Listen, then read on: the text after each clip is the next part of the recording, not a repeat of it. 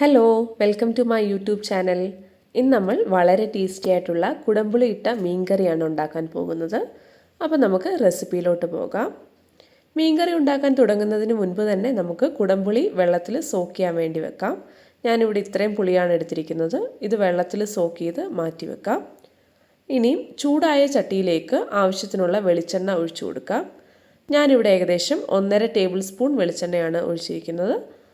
വെളിച്ചെണ്ണ ചൂടായി വന്നതിന് ശേഷം അതിലേക്ക് കടുകിടാം.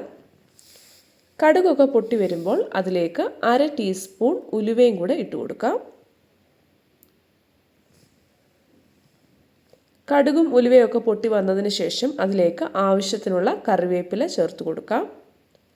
കറിവേപ്പില നന്നായി റോസ്റ്റായി വന്നതിന് ശേഷം അതിലേക്ക് അരിഞ്ഞു വെച്ചിരിക്കുന്ന ഇഞ്ചിയും വെളുത്തുള്ളിയും ചേർത്ത് കൊടുക്കാം. ഞാനിവിടെ 5-6 അല്ലി വെളുത്തുള്ളിയും 1 ഇഞ്ച് വലിപ്പത്തിലുള്ള ഇഞ്ചിയും നീളത്തിൽ അരിഞ്ഞതാണ് ചേർത്ത് കൊടുത്തിരിക്കുന്നത്. ഇനി ഇത് നന്നായിട്ടൊന്ന് റോസ്റ്റ് ചെയ്തെടുക്കാം. റോസ്റ്റായി വന്നതിന് ശേഷം നമുക്കിതിലേക്ക് പൊടികൾ ഓരോന്നായി ചേർത്ത് കൊടുക്കാം. ഞാനിവിടെ ഫ്ലെയിം ഓഫ് ചെയ്തതിന് ശേഷമാണ് പൊടികൾ ചേർത്ത് കൊടുക്കുന്നത്. 1/2 ടീസ്പൂൺ മഞ്ഞൾപ്പൊടി, 2 ടേബിൾ സ്പൂൺ മുളക് പൊടി, 1/2 ടേബിൾ സ്പൂൺ മല്ലിപ്പൊടി, ഇത്രയുമാണ് ഞാനിവിടെ ചേർത്ത് കൊടുത്തിരിക്കുന്നത്. ചട്ടിക്ക് നല്ലപോലെ ചൂടുള്ളത് കൊണ്ട് നമുക്ക് പൊടികൾ ഇടുമ്പം തന്നെ റോസ്റ്റായി കിട്ടും. പൊടികൾ വേഗം കരിഞ്ഞു പോകാനുള്ള ചാൻസ് ഉള്ളതുകൊണ്ടാണ് ഫ്ലെയിം ഓഫ് ചെയ്തിട്ട് ഇങ്ങനെ ചെയ്യുന്നത്. ഇപ്പോൾ ഞാൻ പൊടികളൊക്കെ നന്നായിട്ടൊന്ന് മിക്സ് ചെയ്തെടുത്തിട്ടുണ്ട്. ഇനി ഇതിലേക്ക് ഒരല്പം പുളിവെള്ളം കൂടെ ചേർത്ത് നമുക്ക് ഫ്ലെയിം ഓൺ ചെയ്ത് ഒന്നുകൂടെ ഒന്ന് റോസ്റ്റ് ചെയ്തെടുക്കാം.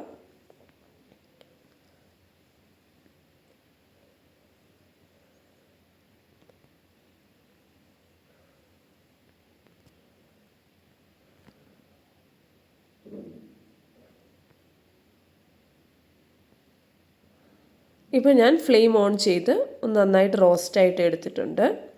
ഇനി ഇതിലേക്ക് നമ്മൾ നേരത്തെ വെച്ചിരിക്കുന്ന ബാക്കിയുള്ള പുളിവെള്ളം കൂടെ ചേർത്ത് കൊടുക്കാം.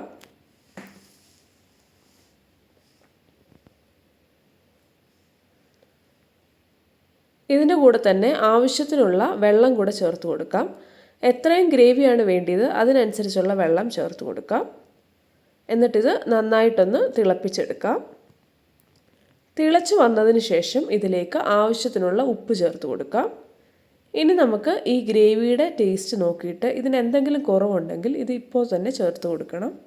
എരി കുറവുണ്ടെങ്കിൽ മറ്റൊരു പാനിലേക്ക് അല്പം വെളിച്ചെണ്ണ ഒഴിച്ച് മുളക് പൊടി മൂപ്പിച്ചെടുത്തതിന് ശേഷം ഇതിലേക്ക് ചേർത്ത് കൊടുക്കാം. ഉപ്പോ പുളിയോ എന്താണ് കുറവുണ്ടെന്ന് വെച്ചാൽ അത് ഈ സമയത്ത് നമ്മൾ കറക്റ്റ് ചെയ്ത് കൊടുക്കണം. അതിനുശേഷം നമുക്ക് ക്ലീൻ ചെയ്ത് വെച്ചിരിക്കുന്ന മീൻ കഷ്ണങ്ങൾ ഇതിലേക്ക് ചേർത്ത് കൊടുക്കാം. ഞാനിവിടെ 3/4 കിലോ മീനാണ് യൂസ് ചെയ്തിരിക്കുന്നത്.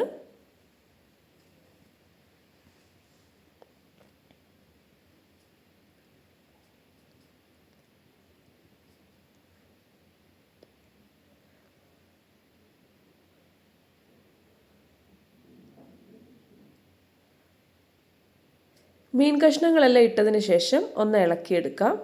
ഇപ്പോൾ മാത്രം നമ്മൾ ഇളക്കിയാൽ മതി. ഇനി ഇത് തവി ഉപയോഗിച്ച് ഈ മീൻ കറി ഇളക്കേണ്ട ആവശ്യമില്ല. മീൻ പൊടിഞ്ഞു പോകാനുള്ള ചാൻസ് ഉണ്ട്. ഇപ്പോൾ നമ്മുടെ കറി ചെറുതായി തിളച്ച് തുടങ്ങിയിട്ടുണ്ട്. ഇനി ഇത് അടച്ചു വെച്ച് ഏകദേശം 10 മിനിറ്റോളം നമുക്ക് വേവിച്ചെടുക്കാം.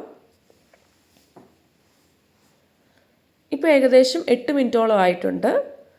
നമ്മുടെ മീൻ കറി ഏകദേശം വെന്ത് വന്നിട്ടുണ്ട്. അല്പനേരം കൂടെ തുറന്നു വെച്ച് വേവിക്കാം. ഇത്രയും ഗ്രേവി വേണ്ട എന്നുള്ളവർക്ക് തുറന്നു വെച്ച് ഇത് അല്പം വറ്റിച്ചെടുക്കാം. ഇപ്പോൾ നമ്മുടെ മീൻ കറി റെഡി ആയിട്ടുണ്ട്. ഏകദേശം 15 മിനിറ്റ് ആയിട്ടുണ്ട്. ഗ്രേവി ഇപ്പോൾ ലൂസായിട്ടിരിക്കുന്നുണ്ടെങ്കിലും അല്പനേരം കഴിയുമ്പോൾ ഇത് തിക്കായിട്ട് വരും, നല്ല കുറുകി വരും. അവസാനമായിട്ട് നമുക്കിതിൻ്റെ മുകളിലേക്ക് അല്പം ഉലുവാപ്പൊടി തൂക്കി കൊടുക്കാം.